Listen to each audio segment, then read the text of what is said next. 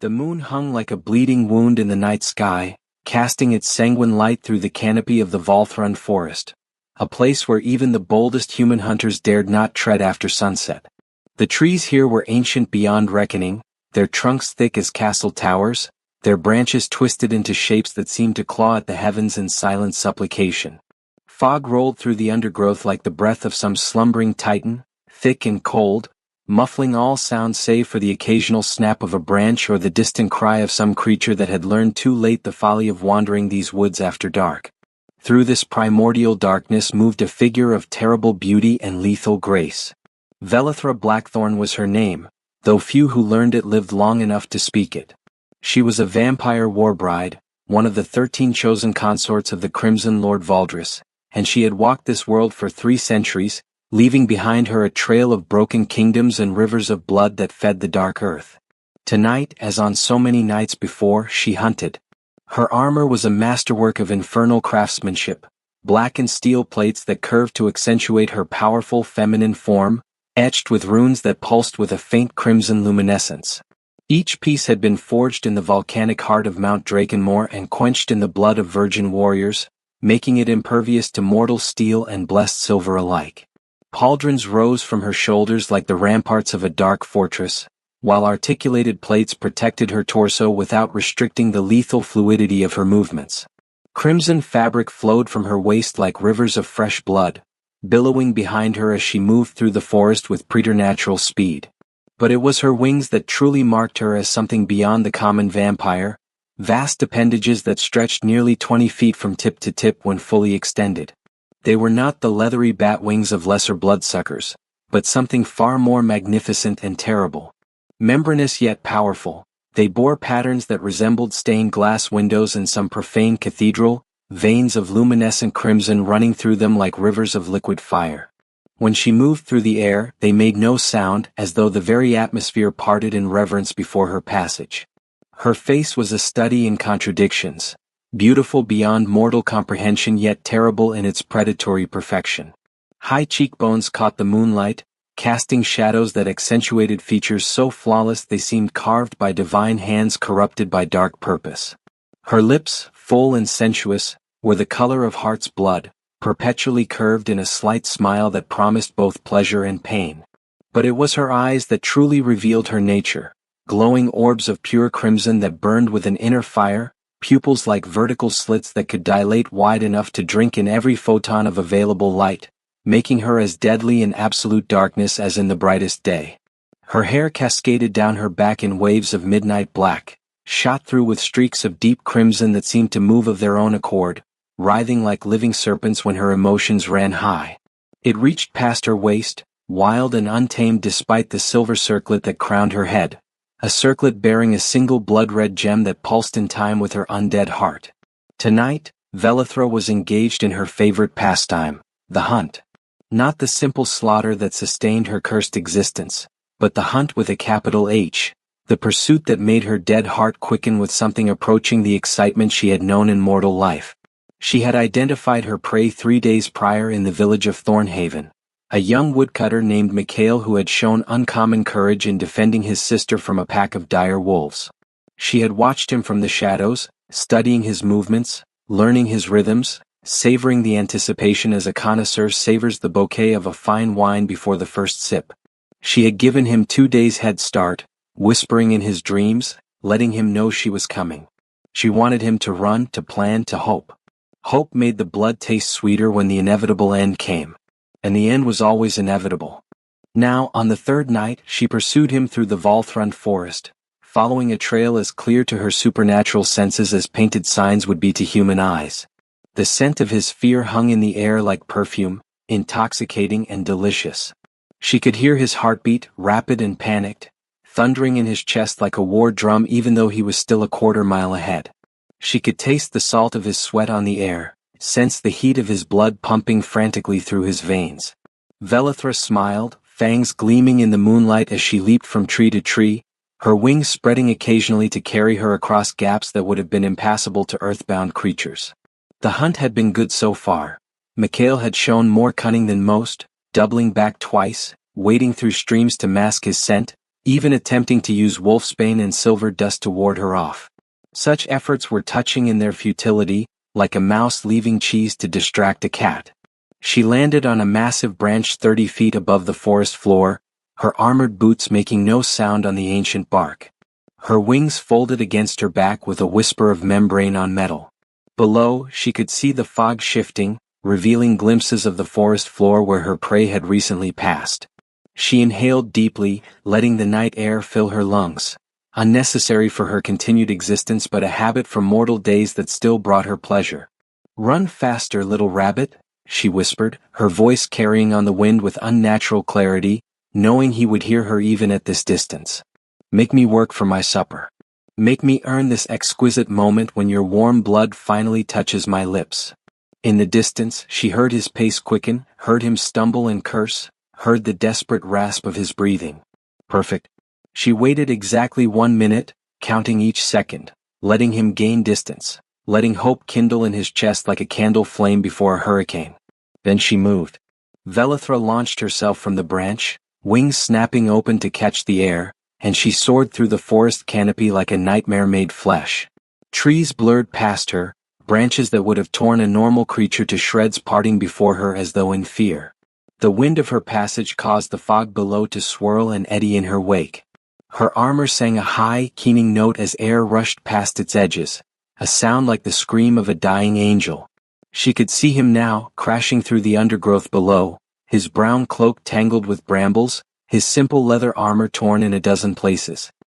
He was larger than she had remembered, broad-shouldered and thick with the muscle that came from years of honest labor. His dark hair was plastered to his skull with sweat, and she could see the glint of something metal at his waist. A sword, perhaps? How delightful. She did so enjoy it when they fought back. Velithra folded her wings and dropped like a stone, landing directly in his path with an impact that sent a shockwave through the earth, causing the fog to explode outward in a perfect circle. Mikhail skidded to a halt, his boots leaving furrows in the leaf litter, his eyes wide with animal terror as he finally came face to face with his hunter. For a moment, they simply stared at each other across 20 feet of fog-shrouded forest floor. The moon chose that moment to break fully through the clouds, bathing them both in crimson light that seemed to set Velithra's armor ablaze. Her wings spread slowly, majestically, stretching to their full impressive span, blocking out the sky behind her and making her appear twice her already considerable size. The membranes caught the moonlight, glowing from within like sheets of ruby glass lit by hellfire. "Did you truly believe you could escape me?"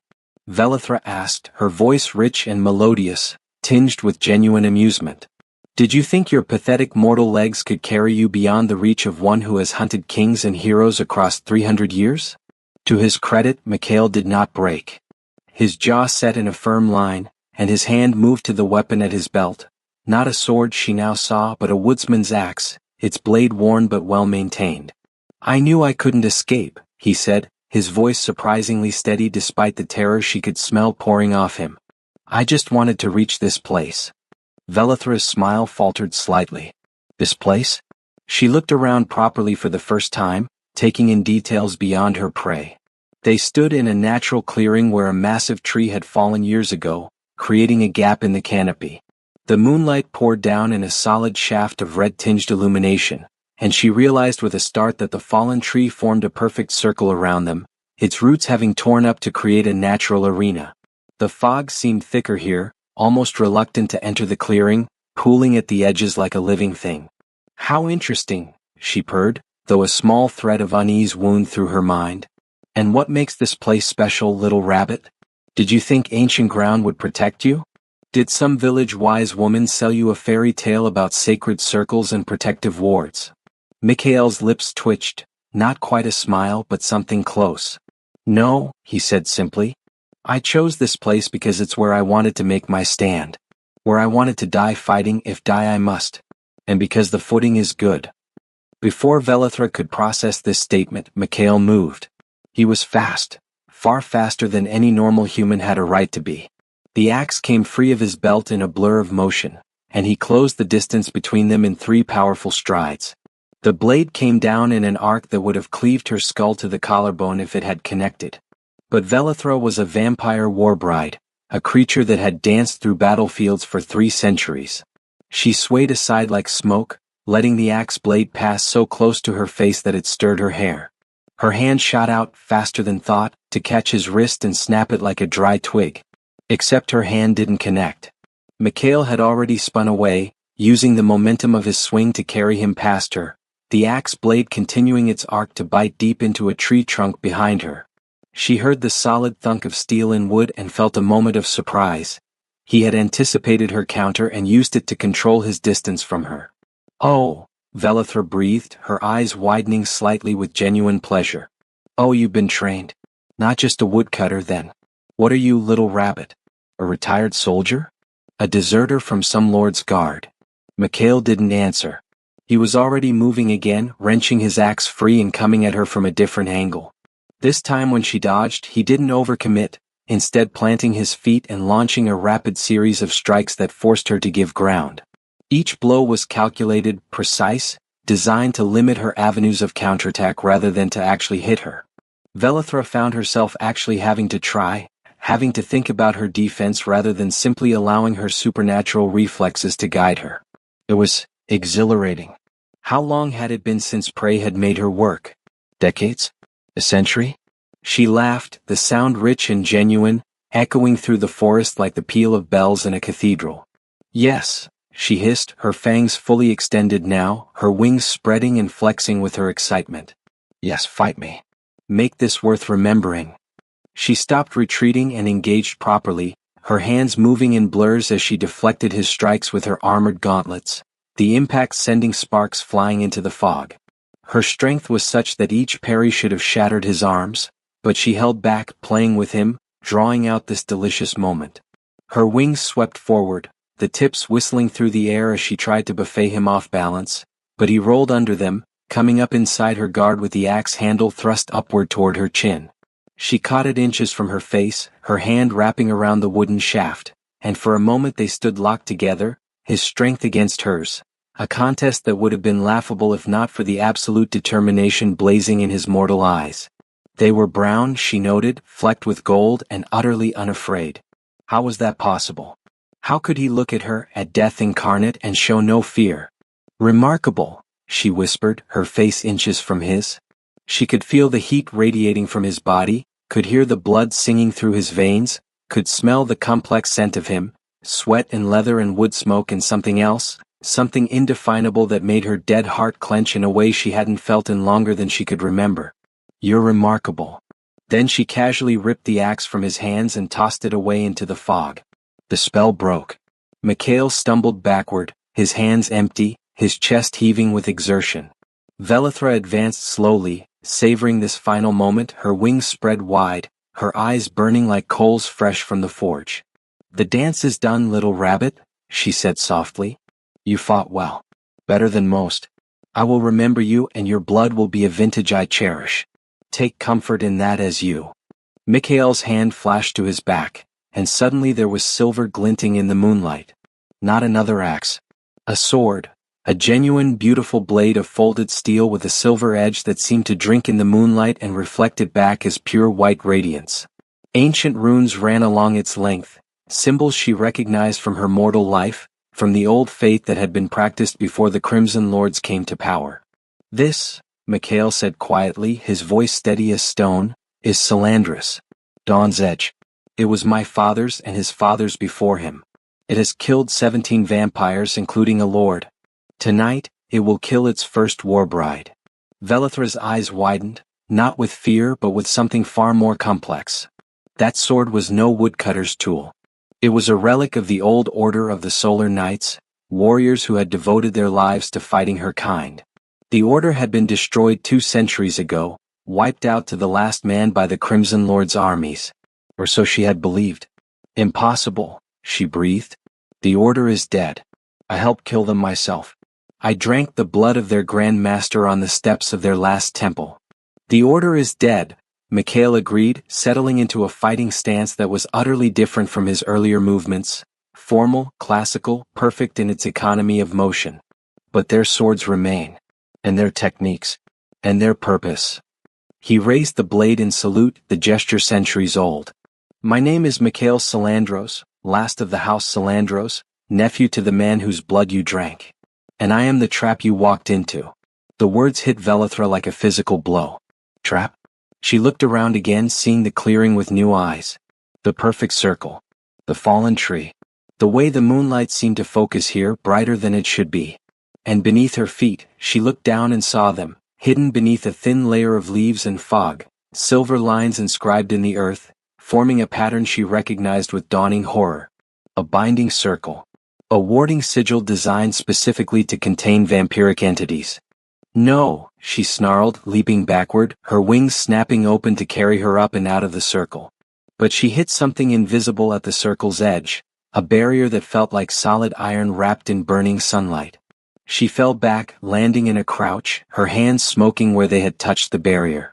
Pain, actual pain, lanced through her, something she had not felt in decades. Mikhail hadn't moved. He simply stood in the center of the circle, sword held in a guard position, watching her with those steady brown eyes. The circle is key to the moon, he said calmly. As long as the red moon shines, you cannot leave. And he smiled then, and it was not a kind expression. I am not going anywhere. Velithra felt something utterly foreign course through her undead veins, uncertainty, followed immediately by rage. She threw herself at the barrier again, hammering at it with her fists, each impact sending showers of silver sparks cascading through the fog. The barrier held. Behind her, she heard Mikhail begin to advance, his boots crunching on the leaves, his breathing steady and controlled.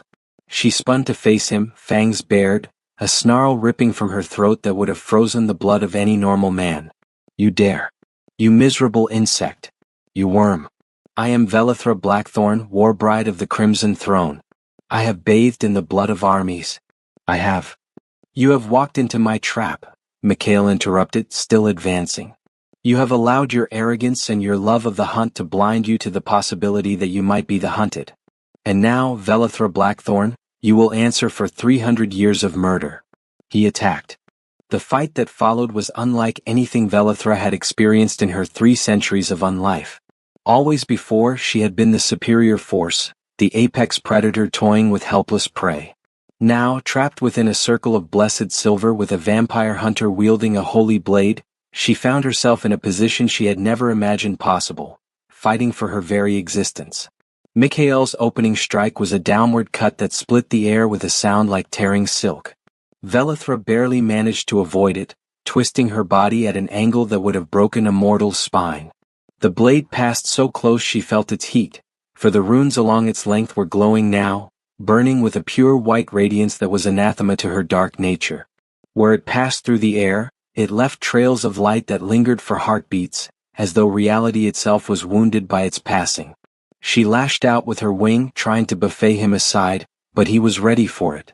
The blade came up in a fluid motion, and she felt agony unlike anything she had known since her turning as the blessed steel carved through the membrane of her wing. Black blood, thick and viscous, more like tar than any living fluid, sprayed from the wound, and she screamed, a sound of pure anguish that sent every living creature within a mile radius fleeing in blind terror. Velithra stumbled backward, clutching her damaged wing, feeling it try to regenerate and fail. The wound burned, the silver-edged blade leaving behind a poison that prevented her supernatural healing from closing the gash. She looked up at Mikhail with eyes that blazed not with hunger now but with genuine fury and, buried deep, barely acknowledged, the smallest seed of fear. First blood to me, Mikhail said quietly, already moving into his next attack. The blade came in low, aimed at her legs, and she had to leap straight up, her wings, even the damaged one, instinctively spreading to carry her higher. But the circle's barrier extended above as well as around, and she hit it hard, the impact driving her back down to earth. She landed in a crouch, and Mikhail's blade was already there, forcing her to roll aside, then roll again as he pursued with a relentless sequence of strikes. He wasn't faster than her, that would have been impossible. But he didn't need to be. The circle limited her movement, and he had trained for this, had clearly spent years preparing for this exact scenario. Every strike was placed to hurt her, to limit her options, to gradually wear her down. And that blade, that thrice-damned blade, was the one weapon in this forest that could actually kill her. Velithra snarled and decided that if she couldn't outmaneuver him, she would simply overpower him. Her hands shot out, no longer trying to dodge but to catch the blade directly. Her gauntlets might not be blessed, but they were forged of material strong enough to turn aside most weapons. Her fingers closed on the blade, stopping its descent toward her throat. Pain exploded through her hands as the runes along the sword's length flared brilliant white. She could feel her palms burning, could smell her own flesh charring even through the metal of her gauntlets. But she held on, teeth gritted against the agony, and wrenched the blade sideways with strength that should have torn it from his grip. Should have. Mikhail's hands remained locked on the hilt, his entire body moving with the blade rather than resisting, using her own strength against her. He spun, came inside her guard, and suddenly his shoulder was in her stomach, driving the air from her lungs. She flew backward, hit the barrier, and bounced off it into his rising knee, which caught her under the chin with enough force to snap her head back. Stars exploded across her vision, not a metaphor but actual points of light as her supernatural senses overloaded from the impact. She felt her feet leave the ground, felt herself tumbling through the air, and then she hit the earth hard enough to leave a crater in the soft loam. She lay there for a heartbeat, too, her mind struggling to process what had just happened. She had been hit. She, Velithra Blackthorn, terror of a dozen kingdoms, had been physically struck by a mortal man. The sheer impossibility of it warred with the evidence of her own senses. Her jaw ached, actually ached, the bone cracked, already trying to heal but the process sluggish, hindered by the lingering essence of that blessed blade. Velithra surged to her feet with a roar that made the ancient trees around the clearing groan and shed their leaves. Her eyes blazed so brightly they cast crimson shadows, and the runes on her armor began to pulse in time with her racing thoughts. Power flooded through her, the dark gifts granted by her master, abilities she had not needed to call upon in decades. The air around her began to shimmer and distort as her rage manifested as nearly physical force. "Enough!" she shrieked, her voice carrying harmonics that existed below normal hearing, a frequency that resonated with the primal hindbrain and triggered every instinct that had kept humanity alive in a world of predators. "Enough of this mockery. I am War Bride. I am eternal. I am trapped," Mikhail said simply. He wasn't even breathing hard, she realized with mounting fury. The exertion that should have left a mortal man gasping had barely winded him. "You are trapped, Velithra. And I am patient. I can do this all night. Can you?" The question hung in the air like a dagger. Could she? The wound in her wing throbbed with each non-beat of her heart, refusing to heal. Her hands burned where they had gripped his blade, the pain a constant distraction. Her jaw ached. These were all minor wounds by themselves, but they were wounds nonetheless, injuries inflicted by a mortal man with a mortal weapon, and they weren't healing as they should. For the first time in 3 centuries, Velithra Blackthorn felt doubt. She pushed it aside with savage mental force and attacked again, but this time without elegance or grace. She fought like the war bride she was, like the battlefield terror that had earned her place at the Crimson Throne. Her fists moved in blurs, each strike backed by enough force to shatter stone. Her wings lashed out, the undamaged one whistling through the air like a blade, while the damaged one still served as a distraction, dripping black blood that hissed and steamed where it hit the ground. Mikhail met her assault with the discipline of a master. The blade wove patterns of light in the air, each movement economical, perfect, deflecting her strikes or causing her to pull back rather than impale herself on its edge. He gave ground when he needed to, pressed forward when she overextended, and slowly, inexorably, continued to land small cuts on her arms, her legs, her torso where the armor had joints and gaps. Death by 1,000 cuts, she realized. That was his strategy. He couldn't match her raw power, couldn't hope to land a killing blow while she was still strong and fast. But he didn't need to. He just needed to weaken her, to let the blessed wounds accumulate until she could no longer fight effectively. And then he would take her head. Just as she had taken the heads of so many victims over the centuries. The realization should have filled her with despair. Instead, it ignited something else, something she had not felt since her mortal days, since before the Crimson Lord Valdris had found her dying on a battlefield and offered her the dark gift. It ignited her will to survive, pure and simple, stripped of arrogance and certainty. She had forgotten what it felt like to fight for her life rather than for pleasure. She had forgotten the sharp, crystal clarity that came with genuine danger. Velithra changed her approach. She stopped trying to overpower him and started thinking, strategizing, adapting. If he wanted to wear her down, she would make him work for every cut. If he wanted patience, she would test the limits of his endurance. She began to fight smarter, using her environment, kicking up the fog to obscure his vision, using her wings to keep him off balance, feinting high and striking low. The battle became a true duel, predator and prey switching roles with each exchange. Mikhail scored his cuts, but they came fewer and farther between. Velithra's fists found their marks more often, each impact driving him backward, reminding him that for all his skill and preparation, he was still mortal flesh facing an immortal nightmare. His breathing became labored. Sweat poured down his face. His movements, while still precise, began to show the slightest hesitation of fatigue. But Velithra was tiring too, in a way she hadn't experienced in centuries.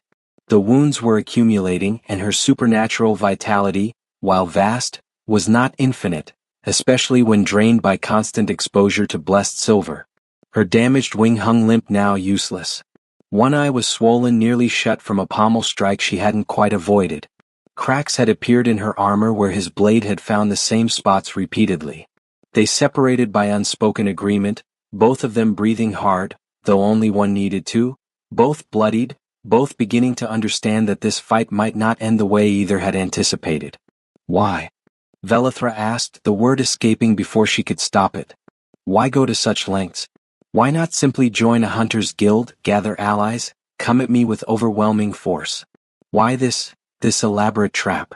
Mikhail leaned on his sword, the point dug into the earth, and for a moment he looked impossibly weary. Because overwhelming force is what you expect. It's what every hunter before me tried. And you slaughtered them all. He looked up at her, and she saw a depth of loss in those brown eyes that made something twist in her chest. You killed my uncle, my grandfather, 7 cousins. You destroyed my family over 3 generations because we dared to fight back against your kind. This, he gestured at the circle, at the trap he had laid. This is 3 lifetimes of planning.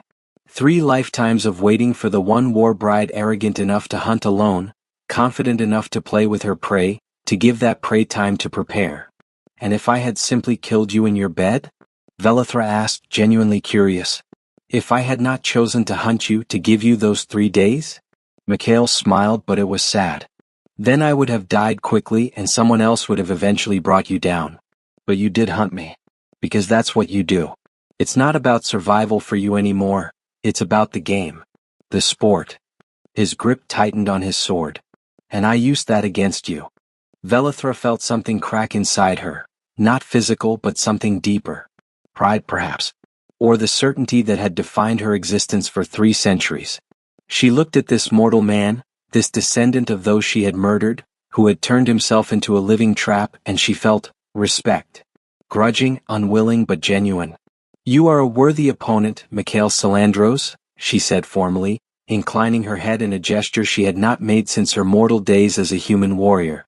Whatever happens here tonight, know that I acknowledge your skill and your cunning.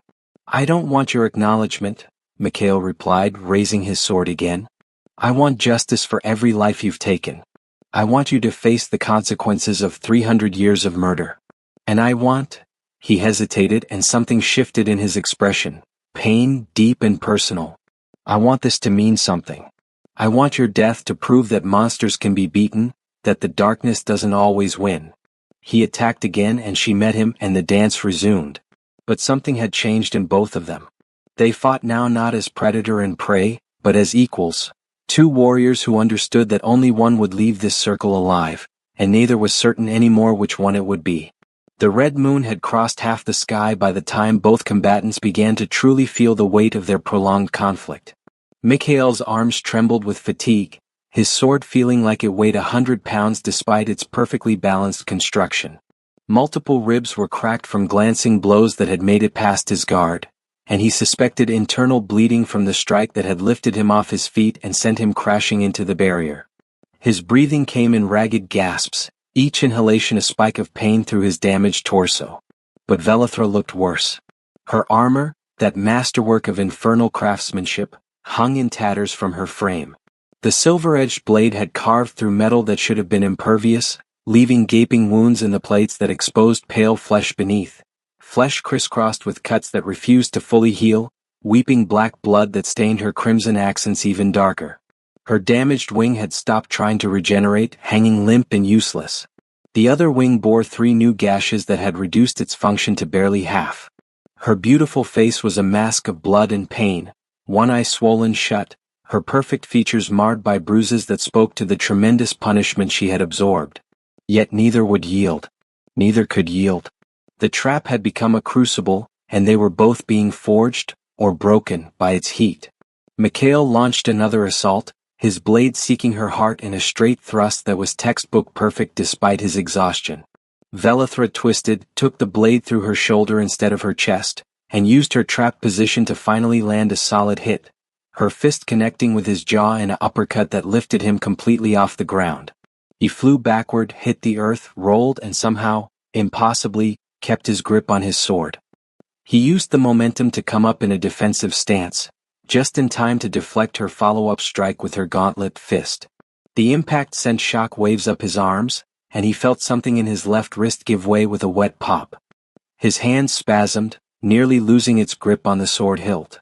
Only years of training kept his fingers locked around the leather wrapping as white-hot pain lanced up his arm. He switched to a one-handed grip, his damaged left hand hanging useless at his side. Velithra saw the injury and pressed her advantage, raining down blows that forced him into pure defense. But even one-handed, the blessed blade was still deadly to her kind. She had to respect it, had to pull back from strikes that might have connected because the edge was always there, waiting hungry for her dark blood.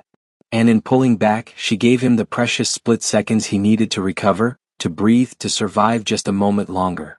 "Why won't you die?" she snarled, frustration bleeding through her usual composure. "You are broken, mortal.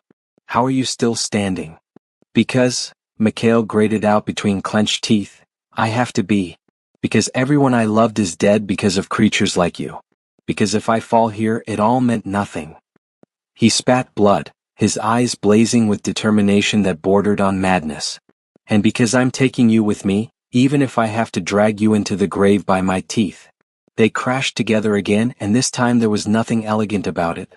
They grappled like bar brawlers, all technique abandoned in favor of raw survival. Mikhail slammed his forehead into her face, feeling her nose break beneath the impact.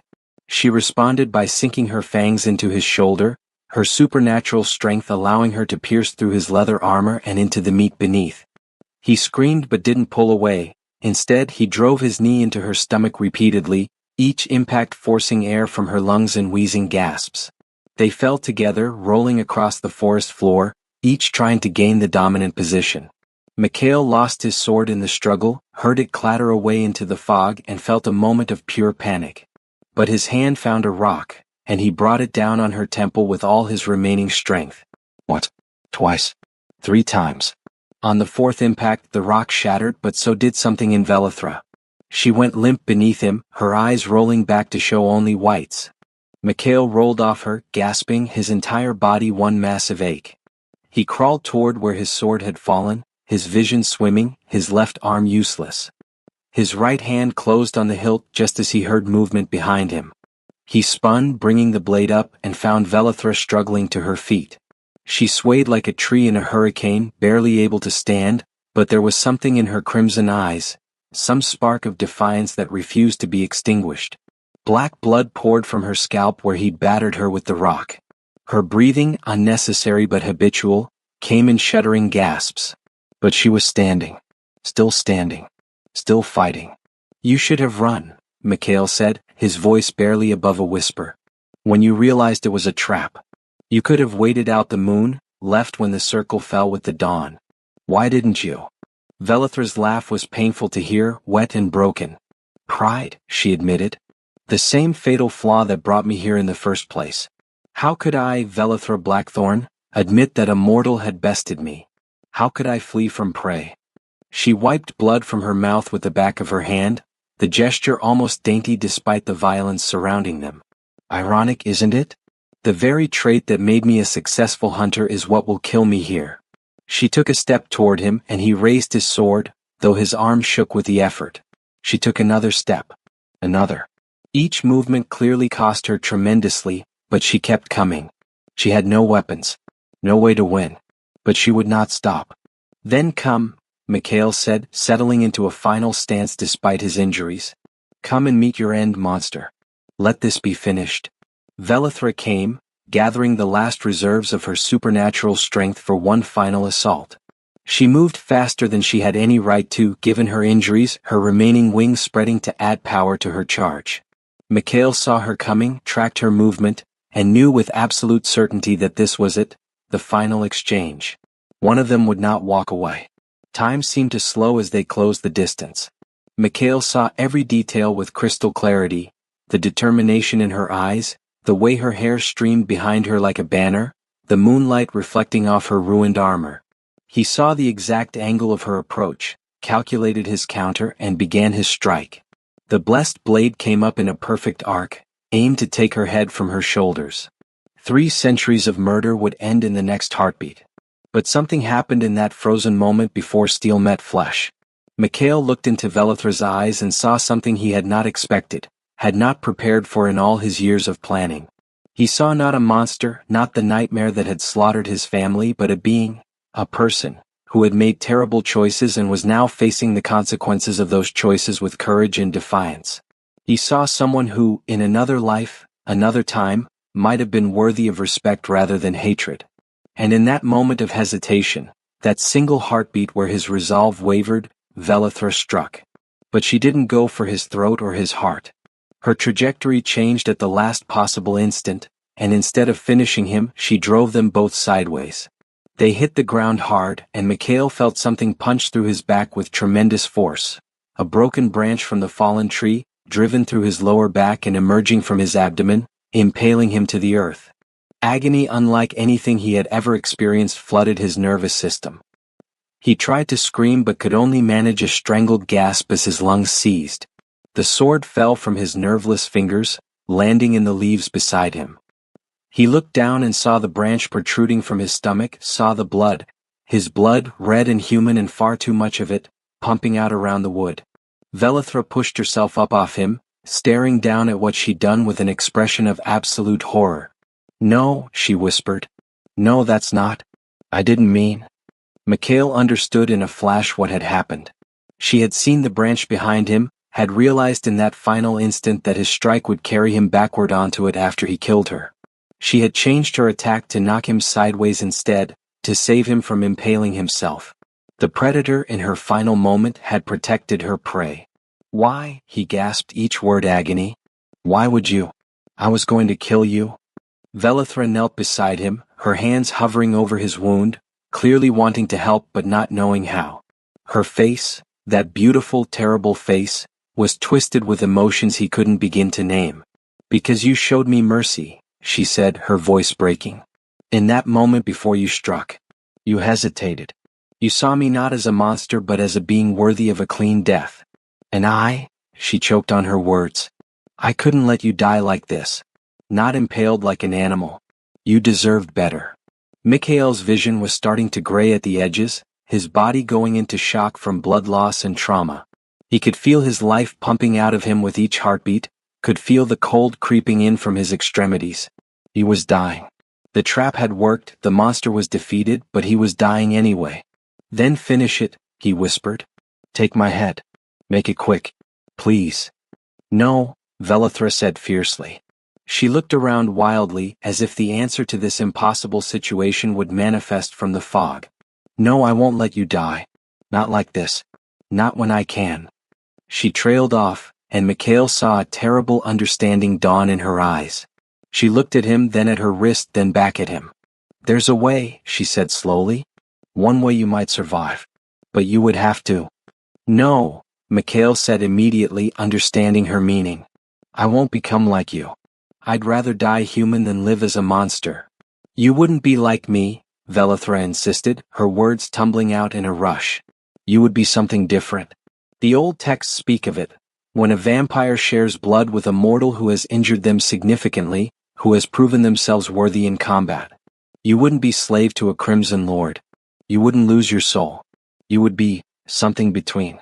neither fully alive nor fully undead. Mikhail wanted to refuse again, wanted to die with his principles intact. But his traitorous body clung to life with desperate ferocity. He thought of his family, of the decades of preparation that would end here in failure if he died. He thought of all the other people who would die to vampires like Velithra if he wasn't there to stop them. And he thought, God's help him, of the possibility that Velithra might be different than he believed. That perhaps monsters could change.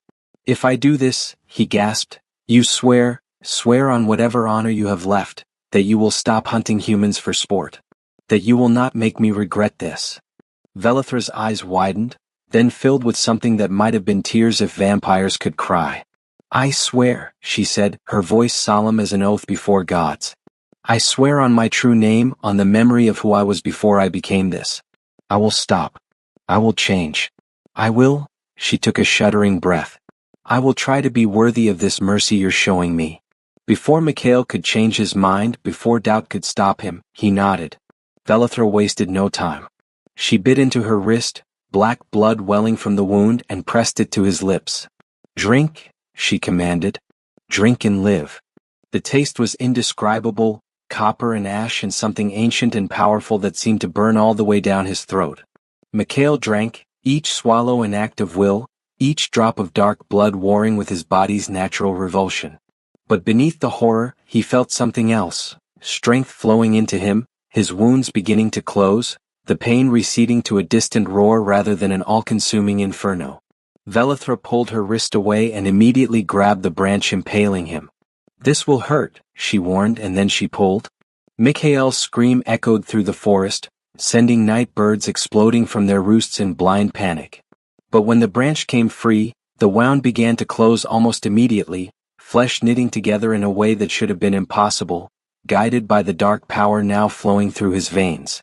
He lay gasping in the bloody leaves, his body shaking with shock and transformation, feeling things changing inside him at a fundamental level. His heartbeat slowed, each pulse becoming stronger, more deliberate.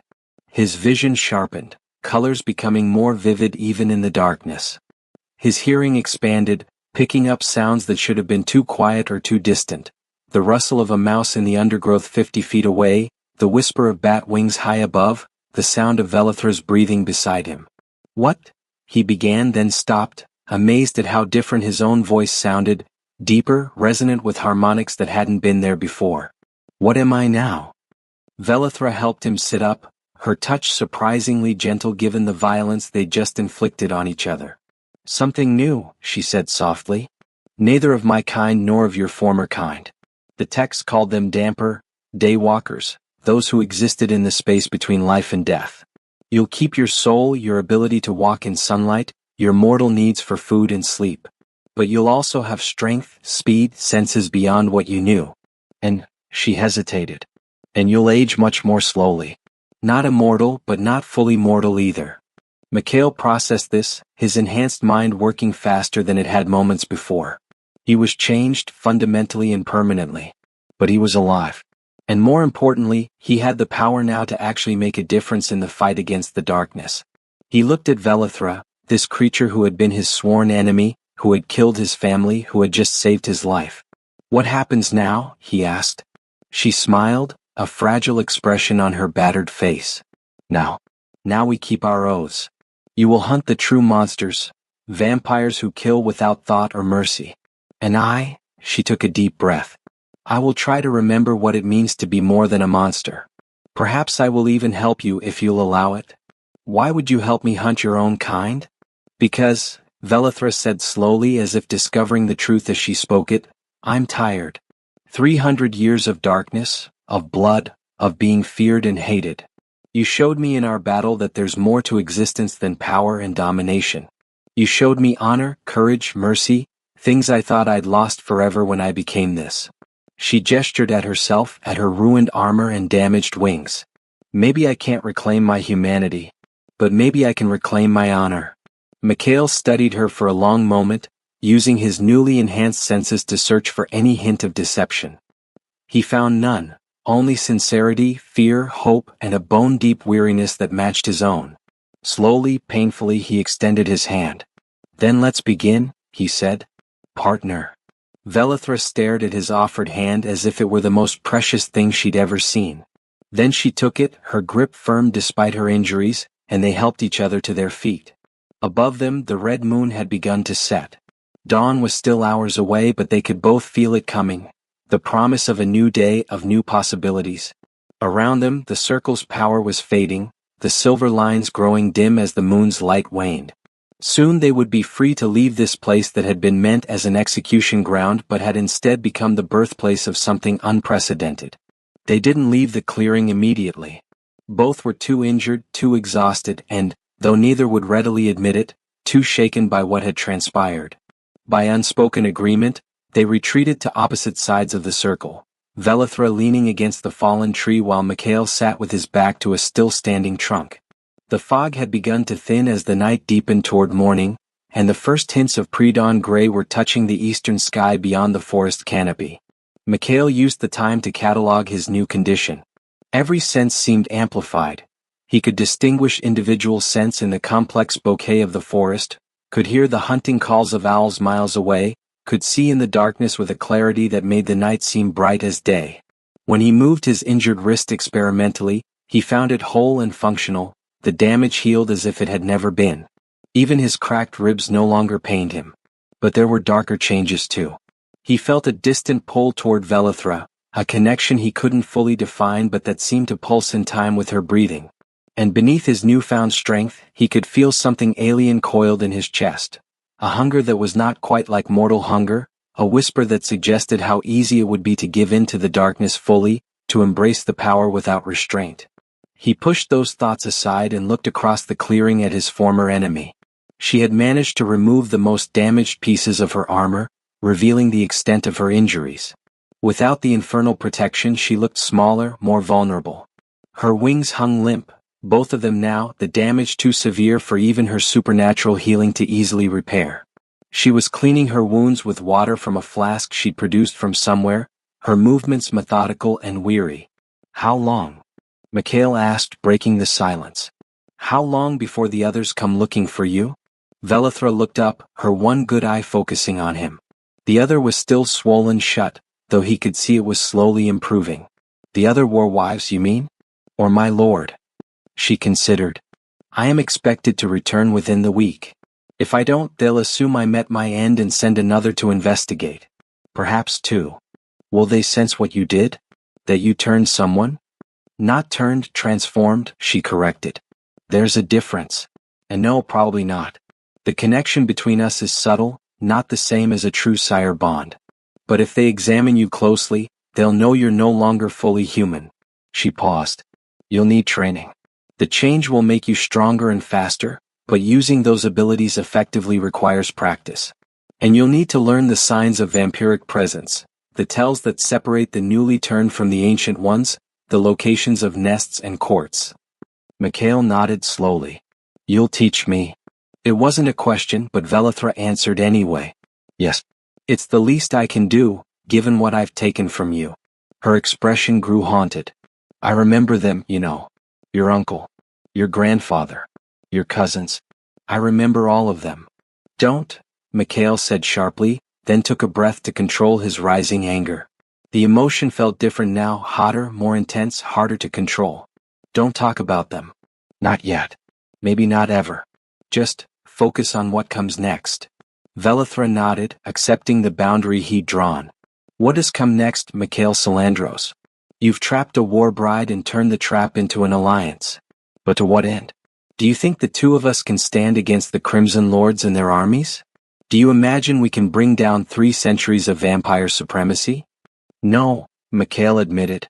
"Not alone. But we can start. We can find others, humans who want to fight back, maybe even vampires who are tired of the endless bloodshed. You said yourself you're weary of the darkness. Are you the only one?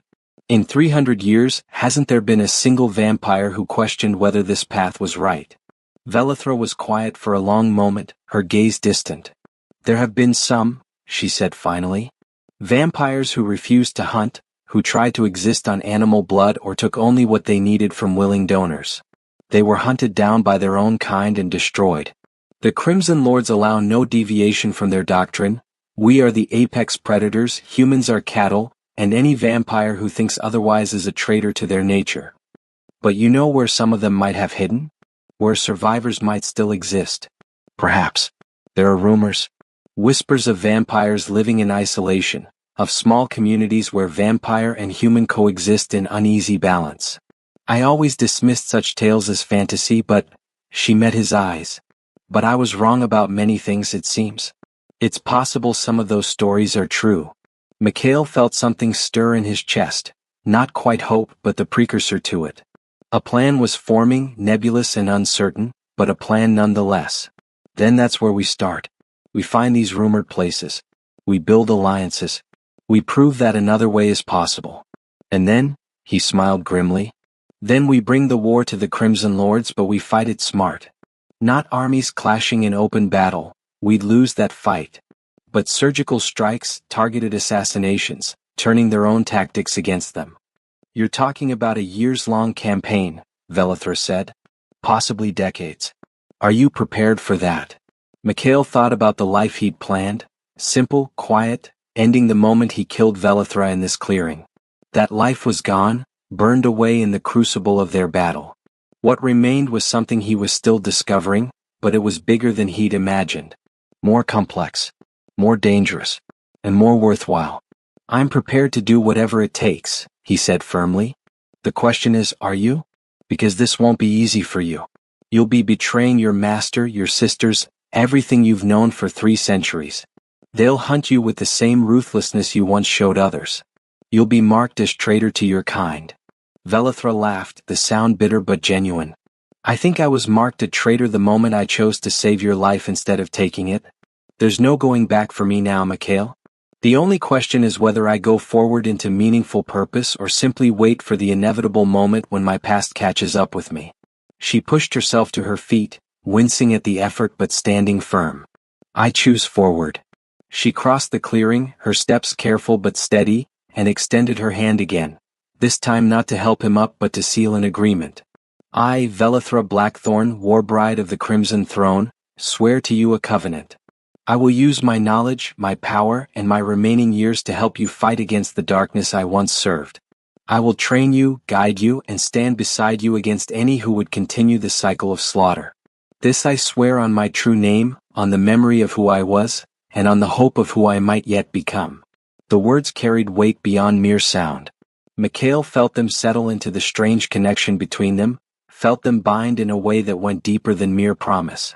This was an oath in the old sense, the kind that could not be broken without destroying the one who broke it. He stood, taking her hand in his, and felt compelled to answer with equal formality. I, Mikhail Salandros, last of House Salandros, accept your covenant. I swear to judge you not by your past but by your actions from this moment forward. I will learn from you, fight beside you, and give you the chance to prove that redemption is possible even for those who have walked in darkness. This I swear on the memory of my fallen family and on the blade that carries my house's legacy. The moment the words left his mouth, Mikhail felt something snap into place. A bond that was not quite friendship, not quite partnership, but something uniquely their own. He could feel Velithra now, really feel her, her emotions a subtle undercurrent in his own awareness. Exhaustion, pain, fear. And beneath it all, a fragile, trembling hope that she barely dared acknowledge. So it's done, Velithra said softly, releasing his hand. We are bound now, you and I. For better or worse. For better or worse, Mikhail echoed. He looked toward the east where the sky was definitely lightening now. Dawn's coming. We should leave soon. Is there somewhere safe we can go? Somewhere to recover and plan our next move? Velithra considered. There's a place I know. An abandoned monastery in the Grimspire Mountains, 3 days' travel north. It was destroyed during the vampire wars, left as a ruin. No one goes there anymore, the locals think it's cursed. We could shelter there while we heal and decide our course. Then that's where we'll go. But first, Mikhail retrieved his sword from where it had fallen during their battle. The blade still gleamed with that soft silver light, unmarred despite the violence it had witnessed. I need to do something. He knelt beside the fallen tree and used the blade to carve words into the ancient wood. Velithra watched silently as he worked, understanding dawning as the message took shape. Here the hunter caught the hunted. Here the hunted spared the hunter. Here two enemies became something new. Remember this place.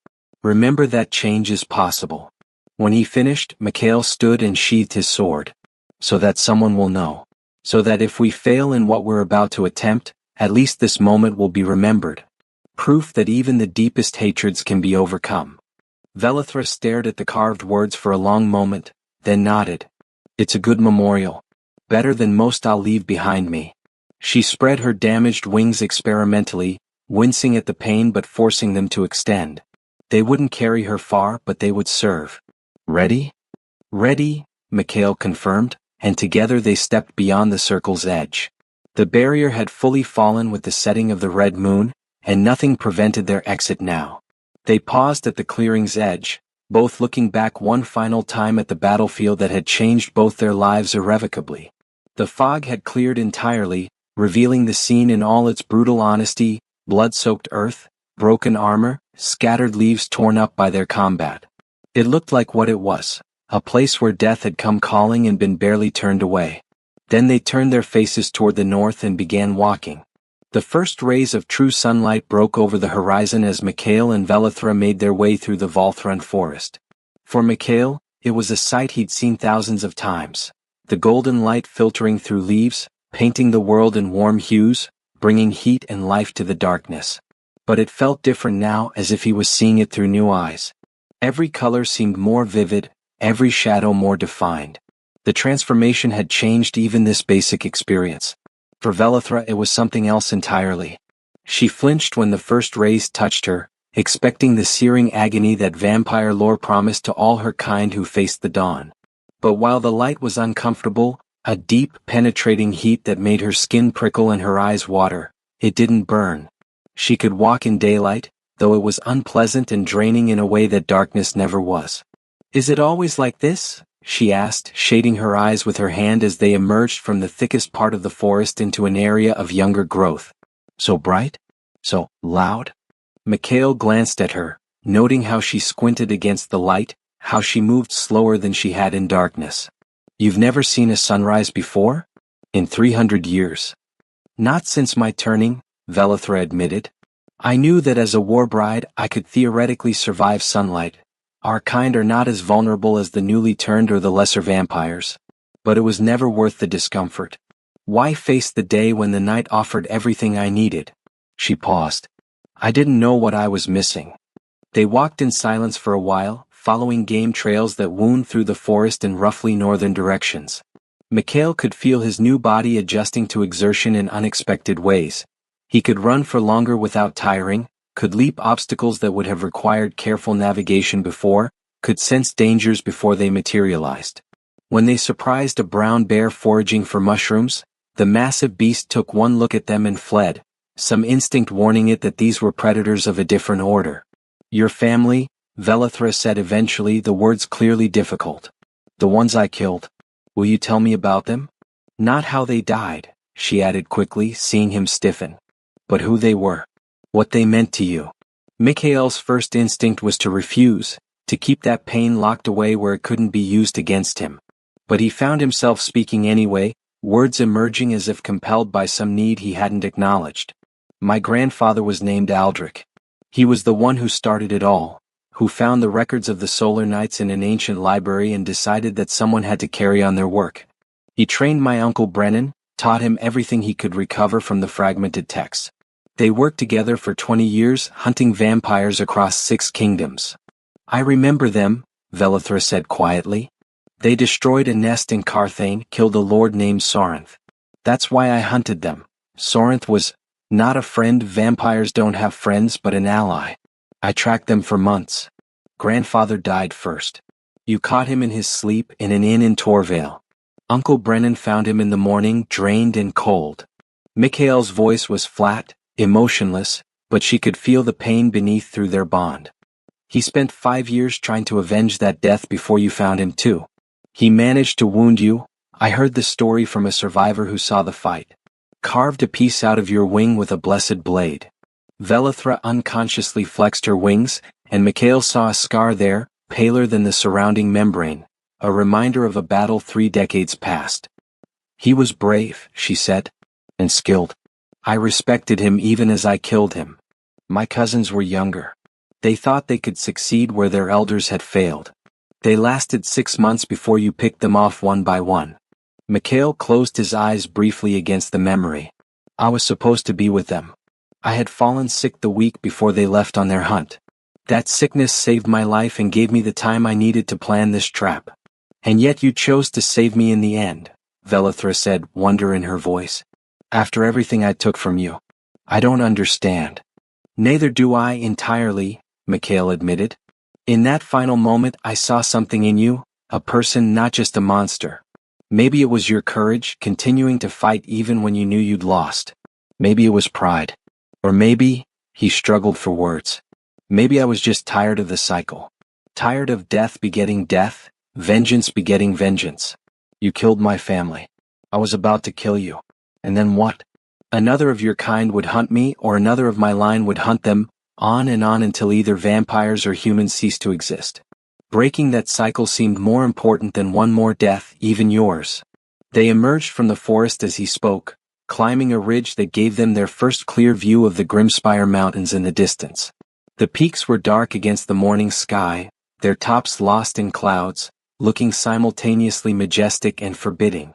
Somewhere in those mountains was the ruined monastery Velithra had mentioned, their destination and temporary sanctuary. 3 days' travel?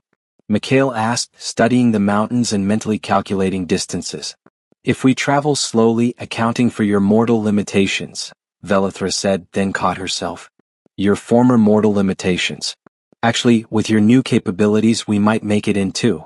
Faster if we travel through the night as well as the day. We'll need supplies. Food, water, medical supplies for me since I apparently still need such things. Information about what lies between here and there. Mikhail pointed to a thread of smoke rising from a valley to the west. There's a village that way. Small place called Millbrook if I remember my geography. We can resupply there. Velithra looked uncertain. Is that wise? I'm still recognizable as a vampire to anyone who looks closely. And you're bound to me now. Some of the more sensitive humans might sense that connection and react badly. Then we'll be careful. I'll do the talking, keep you hooded and in the background. We need supplies, and it's better to get them now while we're still relatively close to civilization than to wait until we're in the mountains with no options. They altered their course toward the village, descending from the ridge into cultivated lands, fields of wheat and barley beginning to show green in the spring warmth, orchards heavy with blossoms that filled the air with sweet scent. It was peaceful here, pastoral, the kind of place that seemed removed from concerns of vampires and ancient wars. But Mikhail knew better. Nowhere was truly safe. The darkness reached everywhere, even into seemingly idyllic valleys like this one. They reached Millbrook near midday, when the sun was at its highest and most uncomfortable for Velithra. She had draped herself in a cloak taken from her pack, which she'd retrieved from a cache near the clearing where they'd fought, with a hood pulled low to shadow her face. Her wings were bound tight against her back, hidden beneath the cloak's bulk. To a casual observer, she might pass for a human traveler, albeit a tall one with an odd posture. The village was small, maybe 50 buildings clustered around a central square with a mill, which gave the place its name, sitting beside a fast-flowing stream. The people here were going about their daily business. Farmers bringing produce to market, craftsmen working in open-air shops, children playing in the square under the watchful eyes of their mothers. Normal life, the kind Mikhail had once dreamed of having once his vendetta was complete. They made their way to the general store, a sturdy building with a sign depicting a cornucopia. Inside, the proprietor, a portly man with a magnificent mustache, looked up from his ledgers with a professional smile that faltered slightly when he took in his customers. His eyes lingered on Velithra's hooded form, and Mikhail saw a flicker of unease cross his features. "Help you folks?" the proprietor asked, his tone carefully neutral. "Supplies for a mountain journey," Mikhail said, keeping his voice friendly and open. "Dried meat, hardtack, water skins, basic medical supplies. Rope and climbing gear if you have it. We're heading into the Grimspires." The proprietor's eyebrows rose. "The Grimspires?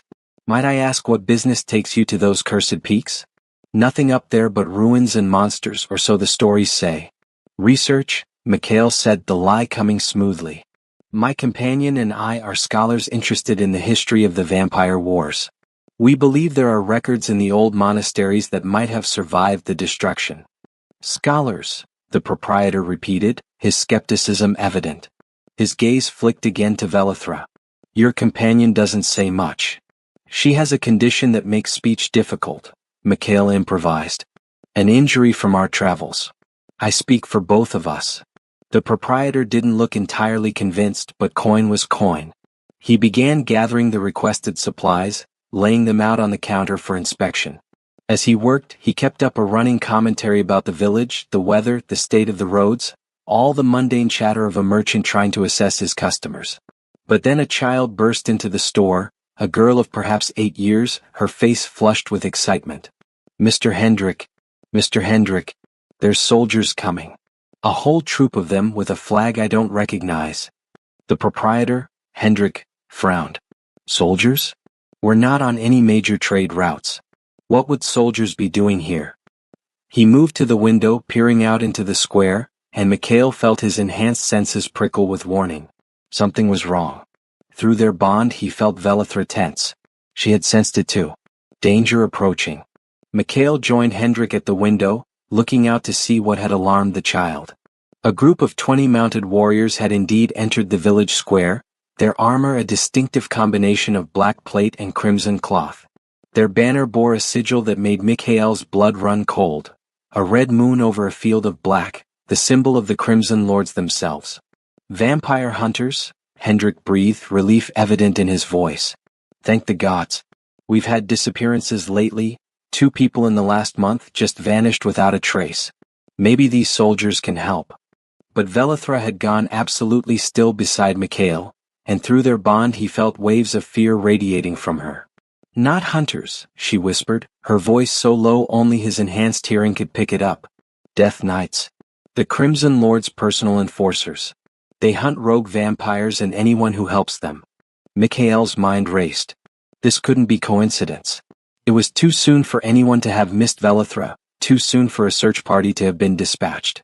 Unless someone had already been looking for something else and simply happened to be in the area.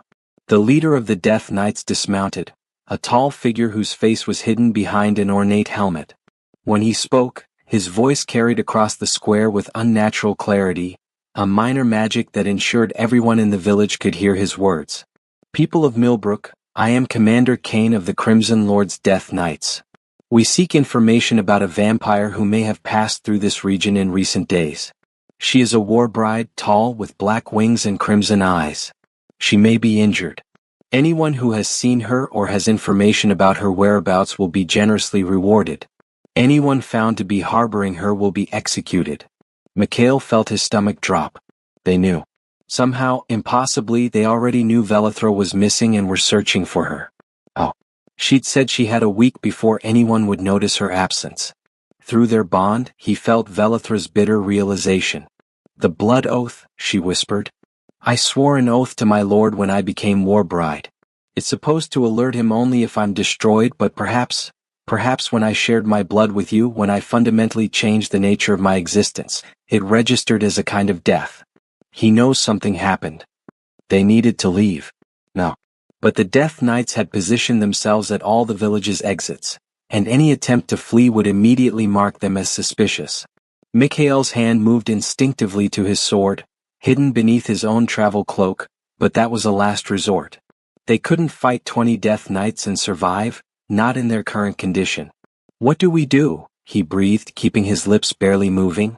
Velithra was silent for a moment, and he could feel her mind working through options and discarding them one by one. Then, we hide in plain sight. Death Knights are attuned to vampiric energy. They can sense full vampires at close range. But you're only half-turned and she paused, then continued with grim determination. I can suppress my aura, make myself seem nearly human. It's draining and I can't hold it forever, but for a few minutes I can pass. If we act naturally, don't run, don't fight, they might not realize who we are. It was a terrible plan, Mikhail thought. Too many ways it could go wrong. But it was the only plan they had. Hendrik turned from the window, his face troubled. I hope you scholars weren't planning to leave today. Looks like the soldiers are stopping and questioning everyone. Could be here for hours. That's fine, Mikhail said, forcing his voice to remain calm. We'll wait it out. Perhaps you could add some lamp oil to our supplies? If we're going to be delayed, we might as well ensure we're fully prepared. As Hendrik returned to gathering supplies, Mikhail and Velithra positioned themselves toward the back of the store, away from the windows but not so far back as to seem like they were hiding. Through the bond, he could feel the strain as Velithra suppressed her nature, forcing her vampiric essence to retract inward, hiding it beneath a carefully constructed facade of humanity. It was costing her tremendously, sweat beaded on her forehead, and her hands trembled slightly where they gripped her cloak. How long can you hold it? Mikhail asked quietly. Long enough, she replied, though he felt her uncertainty. As long as they don't touch me. Physical contact would reveal the truth immediately. Minutes crawled past like hours as they listened to the Death Knights moving through the village, questioning the inhabitants, searching buildings. Slowly, inexorably, the searchers were working their way toward the general store. Mikhail forced himself to breathe normally, to project calm he didn't feel, to not do anything that would draw attention. The door opened and Commander Kane himself entered, his armor seeming to drink in the light from the store's windows. His helmet remained on, hiding his features, but Mikhail could feel the power radiating from him, old, dangerous, absolutely ruthless. Behind him came two more Death Knights, their hands resting on sword hilts. Hendrik straightened, his merchant's instincts warring with his nervousness. Commander, welcome. How can I assist the Crimson Lords? Kane's helmeted gaze swept the store, passing over shelves of goods, the counter, and then settling on Mikhail and Velithra. Mikhail felt rather than saw the intensity of that scrutiny, felt magical senses probing at them, searching for any hint of vampiric taint. These two, Kane said, his voice flat and emotionless. Who are they? Scholars, Hendrik said quickly. They're provisioning for a journey into the Grim Spires. Something about researching the old wars. Scholars, Kane repeated in a tone that suggested he'd rarely heard anything less believable. He took a step toward them. Remove your hoods. Both of you. This was it. The moment of truth. If Velithra lowered her hood, her inhuman features would be visible even with her aura suppressed. But refusing would confirm their guilt just as surely. They were trapped. Mikhail made a decision. He stepped forward, placing himself partially between Velithra and the Death Knights. My companion is injured, he said, adding a note of protectiveness to his voice. She was attacked by bandits on the road north of here. Her face is not pleasant to look upon at the moment. I'd prefer not to cause her additional distress by forcing her to display her injuries to strangers. It was a gamble, playing on whatever remnant of human decency might remain in these dark warriors. Kane stood motionless for a long moment, and Mikhail could feel magical energy building around him, could sense the Death Knight preparing to simply rip the truth from them by force if necessary. Then, unexpectedly, one of the other Death Knights spoke. Commander, there's a commotion in the east quarter. Someone tried to flee when we approached. Might be our quarry. Kane's attention snapped away from them. Contain the area. I want whoever tried to run brought to me alive. He glanced back at Mikhail and Velithra. You two don't leave this village until we've cleared you. Understood. Perfectly, Mikhail said, keeping his voice level despite his racing heart. The Death Knights swept out as quickly as they'd entered, their focus now on the new development. Mikhail and Velithra remained frozen until the sounds of pursuit faded into the distance. Only then did Velithra allow her suppression to drop, gasping as her true nature reasserted itself. She swayed and Mikhail caught her before she could fall, supporting her weight. We need to leave, she whispered. Now while they're distracted. That commotion won't keep them busy forever, and when they realize their quarry was just a frightened villager, they'll return to their systematic search. We won't survive another encounter. Hendrik was staring at them now, his merchant's intuition finally putting pieces together. You're not scholars, he said slowly. You're what they're looking for. You're... Please, Mikhail said, meeting the man's eyes directly. We don't want to hurt anyone. We just need to leave quietly. Whatever reward they're offering, it's not worth the cost of giving us up. They'll kill you, Hendrik said. It wasn't clear whether he meant the Death Knights would kill Mikhail and Velithra, or that they would kill Hendrik if he helped them escape. Yes, Mikhail agreed simply. But we're going to try to not let that happen. Will you help us, or do we need to find another way? Hendrik wrestled with his conscience for a long moment. Then, seeming to come to a decision, he pointed toward the back of the store. There's a cellar access in the storeroom. Tunnels beneath the village, old smuggler routes from when this region wasn't so peaceful. They exit near the old mill race, outside the knight's perimeter. But if anyone asks, you never saw us, Mikhail finished. Thank you. More than you know.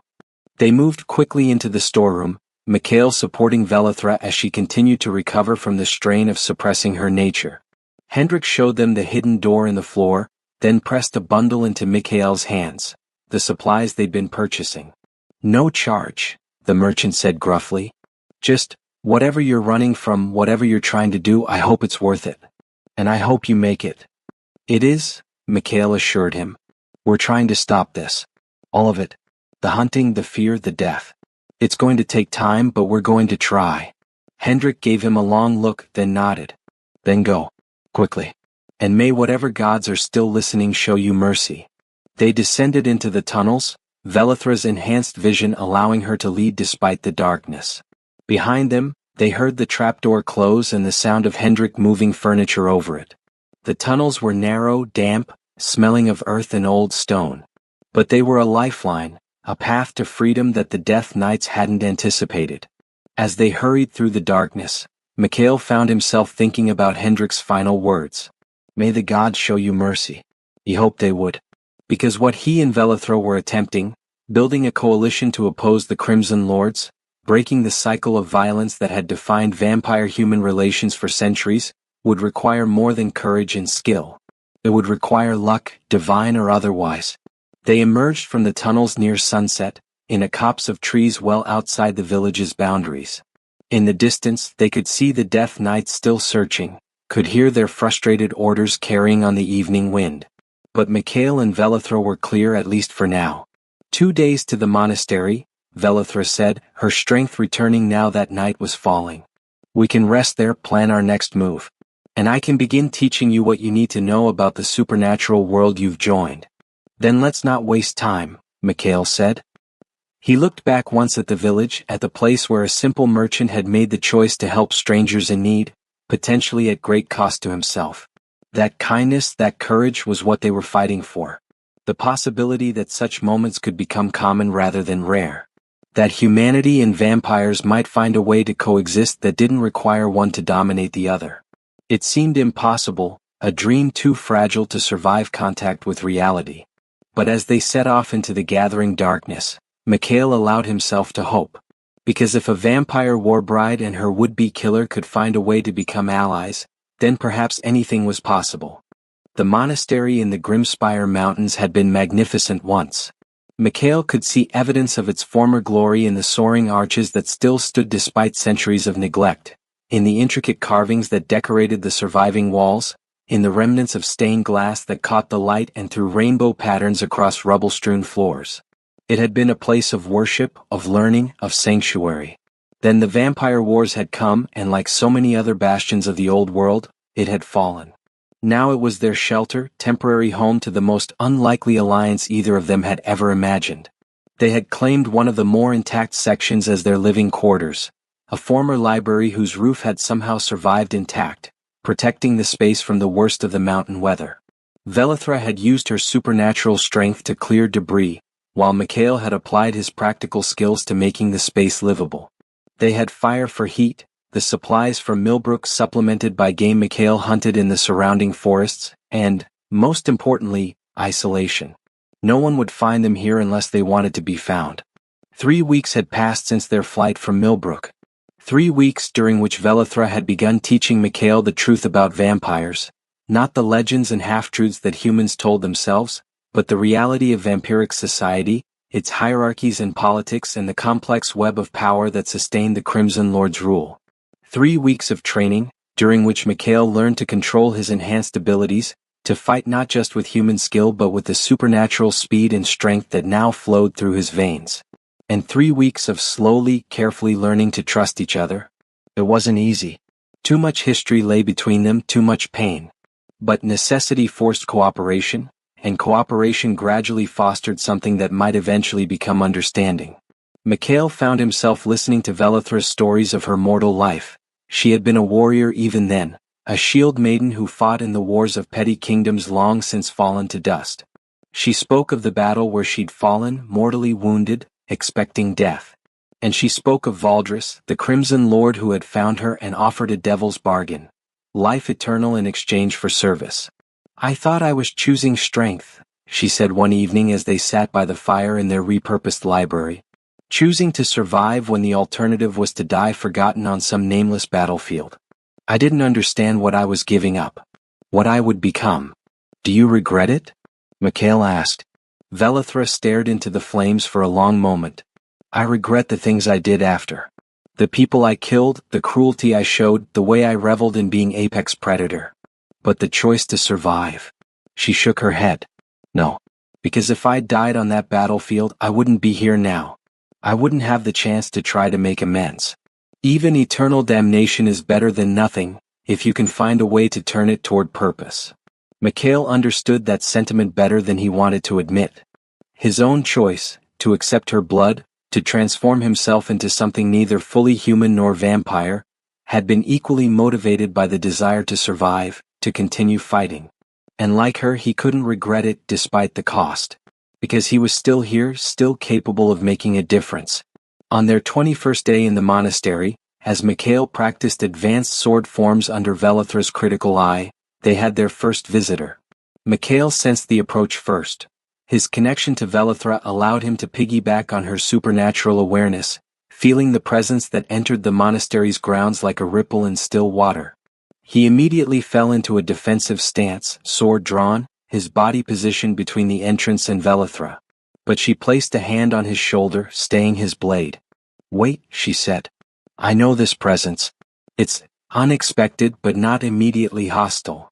A figure emerged from the shadows of the entrance. A woman, tall and slender, with skin like polished ebony and eyes that glowed with a soft amber light. She wore robes of deep blue that seemed to shimmer with starlight, and her movements had the fluid grace of something not entirely corporeal. When she spoke, her voice carried harmonics that human vocal cords could never produce. "Velithra Blackthorn," the visitor said. "The Crimson Lords seek you with great fervor. They name you traitor, oathbreaker, and have placed a price on your head that would tempt even the most loyal servants. And yet here you are, hiding in this ruin with a damper who smells of both human blood and vampiric essence. How interesting." "Selenia," Velithra replied, inclining her head in a gesture that might have been respect. "I didn't expect to see you this far from the Twilight Courts. What brings a Twilight Witch to a forgotten monastery?" "Curiosity," Selenia said, moving into the library with steps that left no footprints, as if she weighed nothing at all. "When I heard rumors of a war bride who had abandoned her post, who had apparently formed some sort of bond with a human hunter, I had to see for myself if the impossible had occurred." She studied them both with eyes that seemed to see far more than surface appearances. "And it appears it has. A damper born of cooperation rather than violence, and a war bride attempting something that looks suspiciously like redemption. The fates must be laughing." "Are you here to collect the bounty?" Mikhail asked, his sword still drawn despite Velithra's gesture of peace. Selenia laughed, the sound like wind chimes in a midnight breeze. "Child, if I wanted you dead, you would never have seen me coming. No, I'm here because," she paused, seeming to choose her words carefully, "because I have lived for a very long time, and in all those years, I have never seen anyone successfully break free of a Crimson Lord's influence. The transformation that Velithra underwent should have killed her or driven her mad. That it did neither suggests something unprecedented is at work. And unprecedented things interest me." "You're a neutral party," Velithra said slowly. "The Twilight Witches serve neither vampire nor human, neither light nor dark. You observe and record, but rarely intervene." "Observe, record, and occasionally guide," Selenia corrected. "When we see something that might shift the balance in interesting ways. You two represent such a shift. A vampire attempting to change her nature, and a human accepting transformation to gain the power to fight back.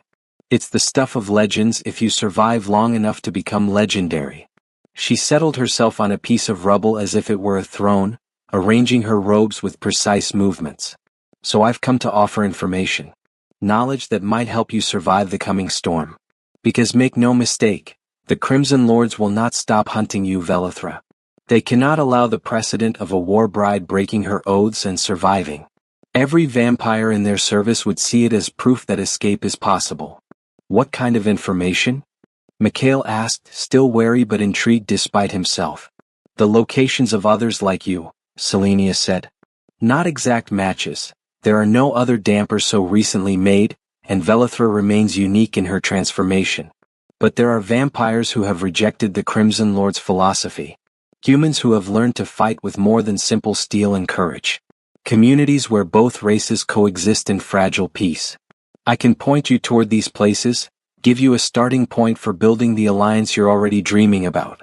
It was exactly what they needed, and that very fact made Mikhail suspicious. Why would you help us? What do you gain from this? Selenia smiled, showing teeth that were slightly too sharp, too white.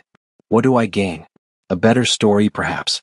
The chance to see how this unprecedented situation resolves. Or, her expression grew more serious. Perhaps I'm simply tired of the Crimson Lord's dominion. Perhaps even one who has lived as long as I have can grow weary of watching the same cycles of violence repeat endlessly. Perhaps I'd like to see if something new is possible. Velithra and Mikhail exchanged glances, communicating volumes through their bond. Trust was dangerous, especially trust given too easily. But they needed allies, needed knowledge, and Selenia was offering both. We'll accept your help, Velithra decided. But we'll verify everything you tell us. And if this is a trap, then you'll die fighting as you would have anyway, Selenia interrupted. But it's not a trap. I have no love for the Crimson Lords, and even less interest in serving as their hound. She produced a rolled parchment from somewhere in her robes and set it on a relatively intact table. This is a map. Marked on it are 7 locations where you might find potential allies. Some are more dangerous than others. Some may refuse to help. But all of them represent cracks in the Crimson Lord's absolute authority. Proof that resistance exists if one knows where to look. Mikhail moved to study the map, his enhanced vision allowing him to make out the details even in the flickering firelight. The locations were scattered across multiple kingdoms and regions, some in civilized lands, others in wildernesses that few humans had explored. Each was marked with a symbol that presumably indicated what they might find there. Start with the Shadowfen Compact, Selenia advised, pointing to a mark in the southeast. It's the closest and the most stable. A community of humans and vampires who have maintained peaceful coexistence for nearly a century. They're small, isolated, and paranoid about outsiders, but if you can gain their trust, they can teach you how to make such arrangements work. A century? Mikhail said, surprised. I've never heard of such a place. Few have. They work very hard to stay hidden. The Crimson Lords would destroy them if their existence became widely known. They represent everything the Lords oppose. But they endure, proof that another way is possible. Velithra leaned over the map, her eyes bright with an emotion Mikhail recognized through their bond as hope. Real hope, not the fragile thing that had sustained her these past weeks but something stronger, more substantial. And the others? Varied, Selenia said. A coven of vampires who feed only on animals and volunteers. A human mage who has developed wards that can contain even elder vampires. A damper, one much older than your companion Mikhail, who has spent decades hunting rogue vampires. Each represents a piece of the coalition you'll need if you're serious about challenging the Crimson Lord's power. She stood, her form seeming to fade slightly, becoming translucent. I've given you a starting point. What you do with it is your choice. But I'll be watching, and if you succeed in building something real, something that threatens to actually change the balance, well, you may find you have more allies than you expected. The Twilight Witches are not the only ones tired of endless night. Wait, Mikhail said as she began to turn away. Why now? If you've been waiting for someone to attempt this, why appear now rather than years ago or decades ago? Selenia paused, glancing back over her shoulder. Because you're the first who had any real chance of succeeding. Warriors have tried to build resistance before. Vampires have attempted to break free of the Crimson Lords. But never together. Never with the combination of inside knowledge and outside perspective, supernatural power and human determination. You too, she smiled again, and this time it seemed genuine. You two are something new. And new things can change the world if they're strong enough to survive being born. Then she was gone, fading into shadows that seemed too deep for natural darkness, leaving behind only the map and the lingering scent of ozone and midnight flowers. Mikhail and Velithra stood in silence for a long moment, processing what had just occurred. Then Velithra spoke, her voice quiet but certain. She's right.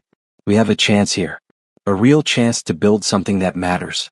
But it's going to be dangerous. More dangerous than anything either of us has faced before. I know, Mikhail said.